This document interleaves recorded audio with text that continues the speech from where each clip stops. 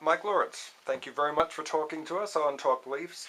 You've been a secular activist for a long time now and have a website, Notori, Co-UK, and a book, Astonishing Credulity, which tackles the dangers and errors of religious faith. First of all, could you tell us a little bit about your background and how you began on this road that's led you to become an activist? Okay. My background is strictly secular. I come from a non-religious family background. Neither of my parents were religious. A brother and a sister, none of us were taken to church, none of us have been christened. So my only exposure to church during a child was going to weddings and funerals, or what was taught at school. So the only time I was exposed to prayers and hymns was at assembly or church visits. I joined the army straight from school at 16, and by the time I was 18, just before my 18th birthday, was posted to Belfast for 12 months. And that was my first real exposure to the concept of Christianity and sectarian hatred. So at the time I was incredibly naive. I didn't even know there were such labels as Catholic and Protestant within the same faith. But after a few months on the streets of Northern Ireland, I suddenly started to learn that there was this distinction, and that they really, really hated each other. So, and that's something that stayed with me for quite some time through my 20s and 30s. It came to the fore again in just before the 2001 election, when Tony Blair then announced that faith schools were fantastic, were faring much better than bog standard comprehensives, which was the Labour Party terminology at the time, and that he wanted to create more and more faith schools. And that brought back to me the experiences that I'd seen in Northern Ireland, where the sectarian hatred that can create, and that's what sparked me to start campaigning against the idea of creating more faith schools and creating what I could see would be a future divide within the UK, whether it be 50 years, 100 years or 200 years, that it could only do one thing. It would create silo communities of children that had only been schooled in one particular faith, that when leaving school would probably be adverse to mixing with people from other faiths. So that got me started with a website. Firstly, just to air my views and try to provoke comments from people, which had a certain amount of success but didn't seem to go far enough for me. So that's when I started to study the history of religion and the Church of England's involvement in education within the UK, to write presentations and to go on the road and present to various groups, and static protests as well. The most prominent one I did was in Chelmsford, to try and get interviews from people on the streets to see if they were aware of how divisive faith schools could be. So that's the mainstay of how I got into where I am today. And that went quite well, did it, the Chelmsford thing? The Chelmsford thing did very well. We actually got an interview with Stephen Cottrell, the Bishop of Chelmsford, as well as many members of the public. And the interesting thing was that probably 80% of the people on the day were just nonplussed, didn't care that we were there at all. Only 20% of the people really stopped to pass comment in some passionate way. 10% of which were ardent Christians, and the other 10% you could guess were staunch atheists. So it did kind of express to me that the UK as a whole are generally not that bothered. They're very apathetic about the fact that we have religion in schools, and that in some cases it's very virulent, and in other cases it's quite mild. But the country as a whole aren't really that bothered at the moment, which again just sparks me to think, well, I think they should be. They should be made aware of where it could lead if we allow it to just slowly creep into something big, which it is doing at the moment. So. Yeah, right. Well, Mike, in light of the Church of England just recently releasing a report calling for a urgent need for evangelism in schools, can you tell us a bit more about Notori, which is Say No to Religious Indoctrination, right? Yeah. Which is, of course, your website, and how that came about, and what your hopes are for that. Okay, yeah. Well, the release that you're referring to there, I actually read it yesterday, and the most interesting point on that release was they actually admit themselves in their own synod that they need to target young people.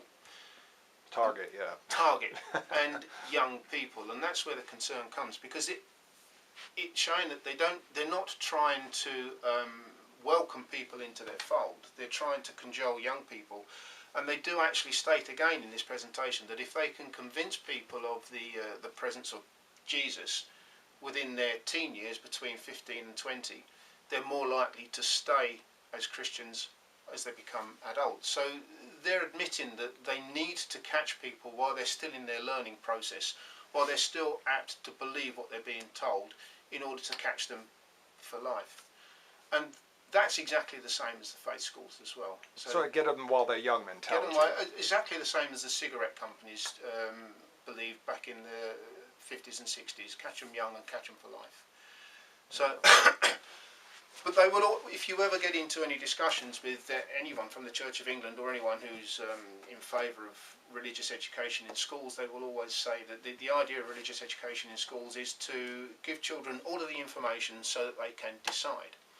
And that's, of course, absolute nonsense. When you get down to the brass tacks, it's not. It's to proselytise to children in order to convince them to be Christians, in order that they can carry on attending church and putting money into the feeding trough, basically, which is what I call it, into the future. Oh, right. So, Notori has been set up to try and make people turn the telescope around and look at it from the other point of view, to say, well, hold on, why is it so, why are the Church of England and the Roman Catholic Church and other denominations and other religions keen to install religion into children at schools? And when you come to the concept that if you look at the structure of the Church of England and the bishops' salaries, the two archbishops get paid something like £60,000 a year and live rent-free in a fantastic palace. The remaining 42 bishops don't do too bad either. They get something like 30,000 plus a year and live rent-free in some big mansion houses and some of them palaces. And retire to similar ones. And retire and receive a pension.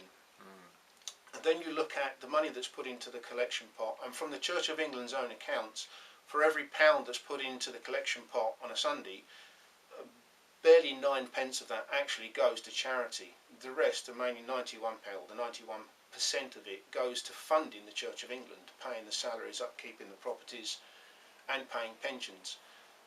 That to me is, I think you could say, churchianity, not Christianity. Yeah. They are selling religion to the public. And of course, in order to keep that going, in order to maintain it, they need a constant flow in every generation of people that are going to be convinced that they should be Christians while they're children, in order that they will be Christians when they're adults, to put the money into the collection pot in order to pay the expenses. When I was a kid, it was like, oh, this is going to the poor, isn't it? Exactly. You know. Today's collection will be for so-and-so, would be announced at every church service, and around would come the collection pot. But the proportion of the pound that you put in that actually goes to a charity is very, very minuscule. They have to fund this absolute monster.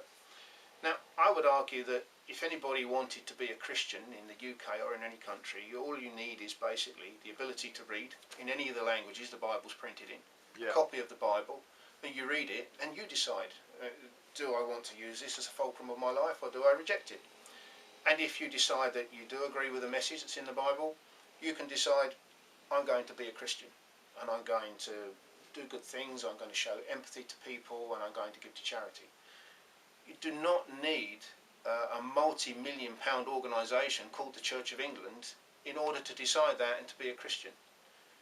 So that's where I would come from, and where Notori tries to go, is to try and get people to turn that telescope around and look down the other end of the viewfinder and say, look, going to church doesn't make you a Christian.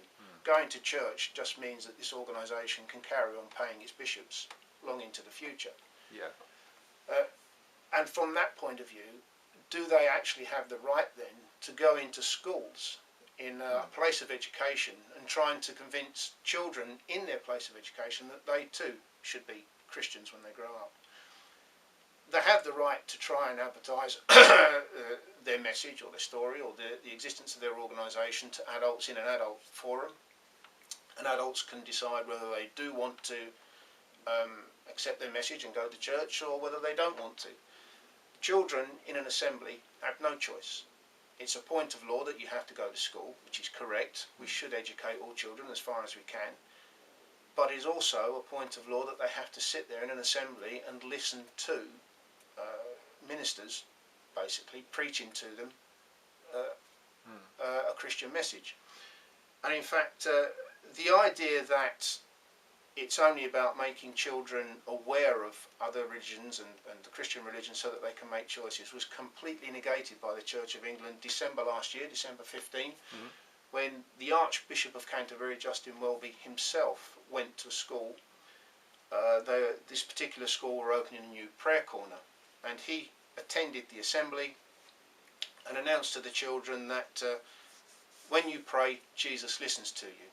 And when you pray to Jesus, he changes you and he changes the world.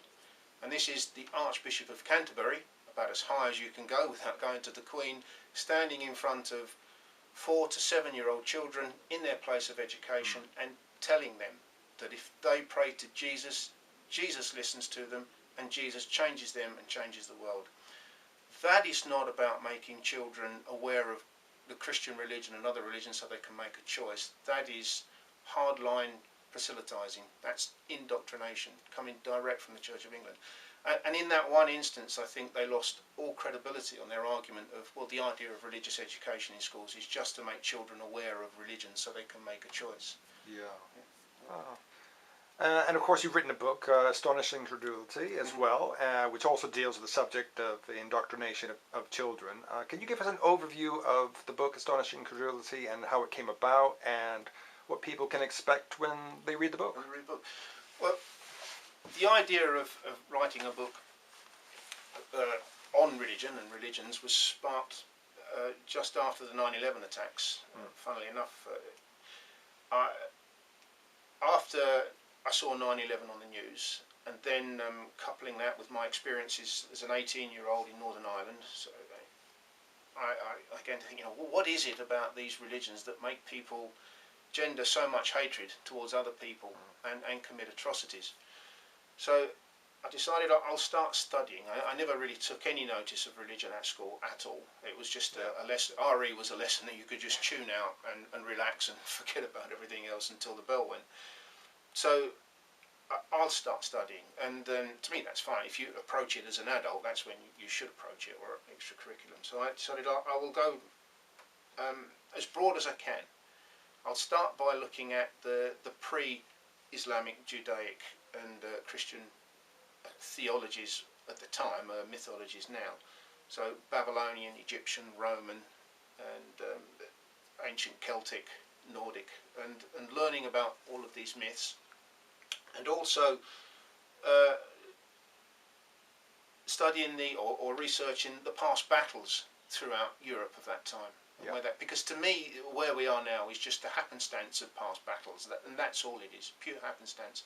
So studying those and seeing how cultures mixed, were taken into slavery, were deported into other areas, and then coupling that with studying the development of the religions, you could see quite clearly where there were similarities, where myths had been overlapped, had been plagiarized and adapted and slightly changed. You can see where one culture has pinched an idea from another culture.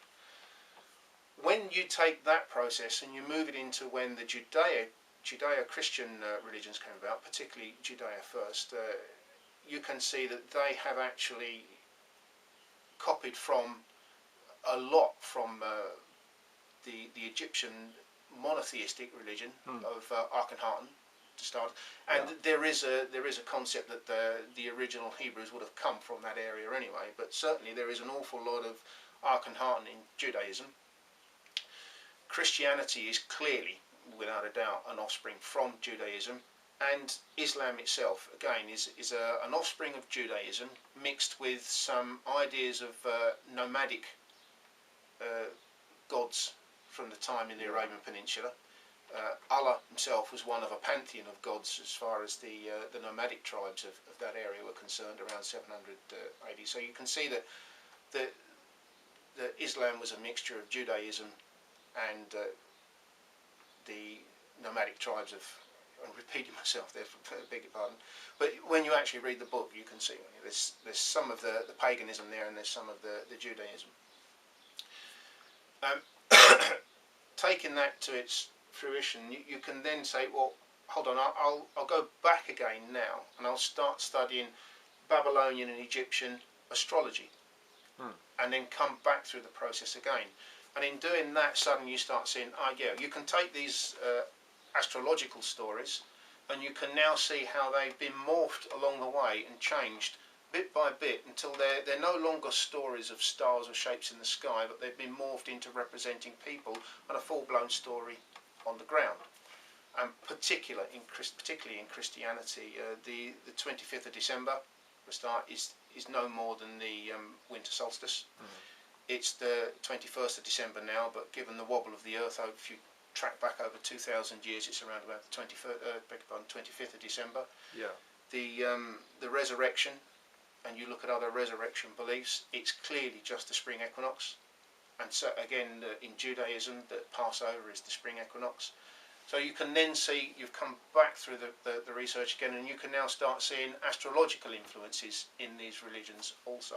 So early religions were pretty much worshipping the sun and all that, and eventually what seemed to work better is personifying and having people, as you say, on the ground. Yeah. You can sort of relate to in a way. Absolutely. You've gone through stages. First of all, you're worshipping the movement of the moon, the movement of the sun, and the movement of the stars.